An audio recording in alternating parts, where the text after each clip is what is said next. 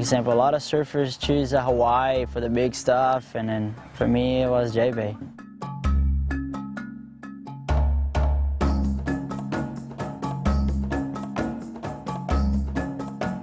It's pretty rad going into, J-Bay every year and just seeing the town growing, and you kind of come up over this hill where you can see the whole point.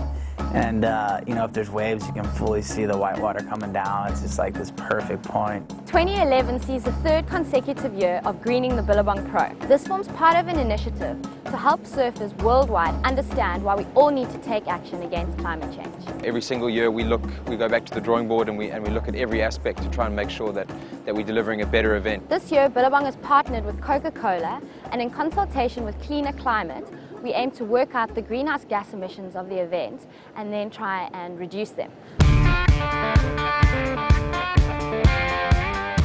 The logistics of the event are really taken care of by the whole Billabong local marketing team. So everyone takes a segment of the event and takes full responsibility for it, being greening, logistics of the event, the media, the partners, the branding.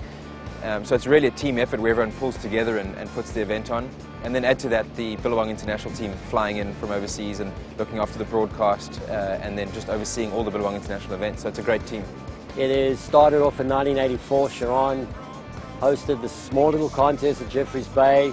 Thought it was just going to be a one-off thing, and by and large it developed into one of the best and the most anticipated WCT contests on the circuit today.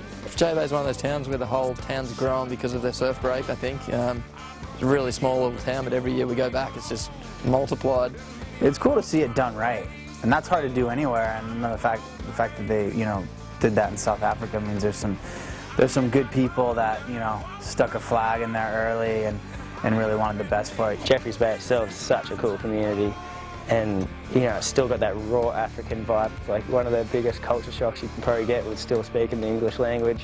Welcome to Jeffreys Bay! When we first came to J-Bay, we never even surfed super tubes. No leg rope. Now, gee, at my age, especially when it's big and a bit of a northwest on it, it gets a little bit beyond the fun zone for me. Being a local, when the Billabong Pro comes into town, I mean, there's a big vibe and there's a buzz in town, and it's pretty exciting, and you see like all the guys you get to see on the webcasts and whatnot pulling in. But you also get blown away by the standard of the surfing. You think you're surfing the wave all right, and then you paddle out and then Parker comes and he does some Rio in a section that you thought was like not even possible. So it's pretty amazing checking what can be done.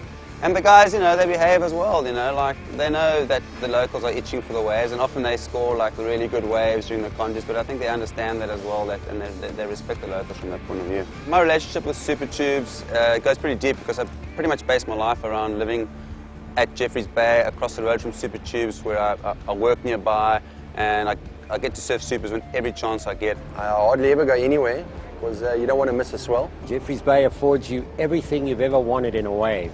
It's a wave, it's always a challenge. If it's 2 foot or if it's 8 foot, it's always a challenge. It's not a do or die challenge, but it's still a challenge. We've got unbelievable scenery. You can go see lions one day and get amazing waves the next day. I love the food in Africa too, the seafood. There's a couple of seafood restaurants that I just think about all year. It's actually one of the better places to, the atmosphere of the cliff line, just to sit there and watch the contest. It's pretty sick, and it's like, it breaks 10 meters off the rocks half the time. And it's rad to see like a whole town, 90, 95% is there because of that wave.